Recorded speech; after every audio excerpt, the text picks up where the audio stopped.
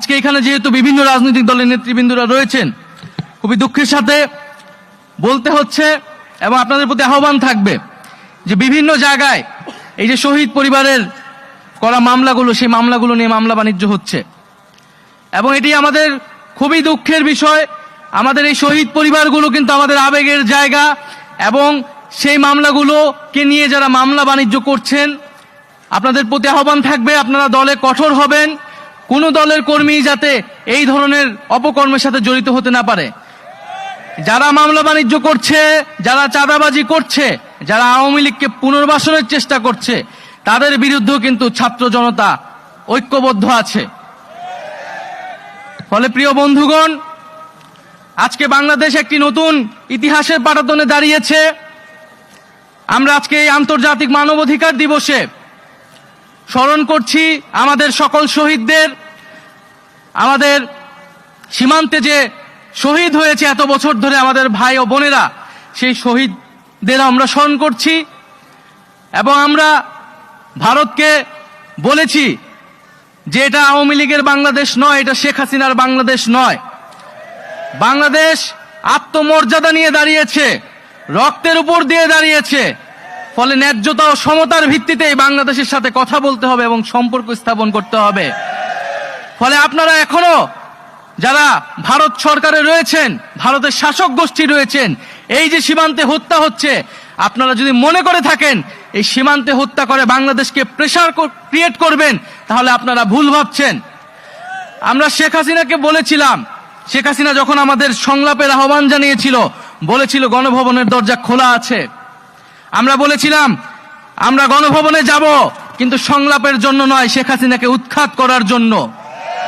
এবং আমরা উৎখাত করার জন্য গিয়েছিলাম। আজকে সীমান্তকে যদি সুরক্ষা করতে হয়, তাহলে আমরা সীমান্তও কিন্তু ছুটে যাব। তাই আমরা বলতে চাচ্ছি, বাংলাদেশকে নিয়ে যে অপপ্রচার চলছে পুরো পৃথিবীতে, এই অপপ্রচার বন্ধ করুন। মিথ্যা দিয়ে আপনারা এই বাংলাদেশকে বিশ্বের বুকে কোনো নেতিবাচকভাবে উপস্থাপন করতে পারবেন না। এই জুলাই অভ্যুত্থানে হিন্দু মুসলমান এক হয়ে আমরা লড়াই করেছি।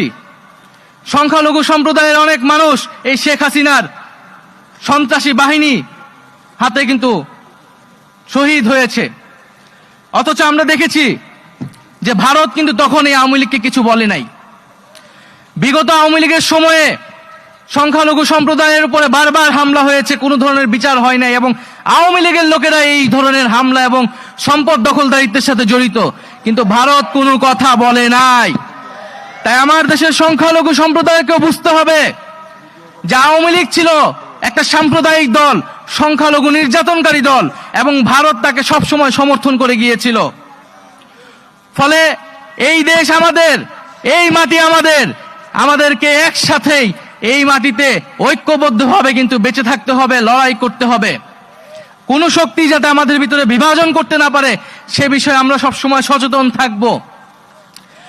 আজকে এই আন্তর্জাতিক মানবাধিকার দিবসে আমি ফিলিস্তিনের মুক্তিকামী জনতার প্রতি সংহতি জানাচ্ছি। যেই জায়নবাদী শক্তি সেই ফিলিস্তিনে মানবাধিকার হরণ করছে, তার বিরুদ্ধে নিন্দা জানাচ্ছি এবং পুরা বিশ্ববাসীকে এই ফিলিস্তিনের মানবাধিকারের পক্ষে দাঁড়ানোর আহ্বান জানাচ্ছি। প্রিয় বন্ধুগণ, আমি কথা বাড়াবো না, একটি কথাই বলে শেষ করব যে রক্তের উপর দিয়ে আমরা এই নতুন বাংলাদেশ পেয়েছি, রক্তের উপর দিয়ে আজকে আমরা এখানে দাঁড়িয়ে কথা বলছি।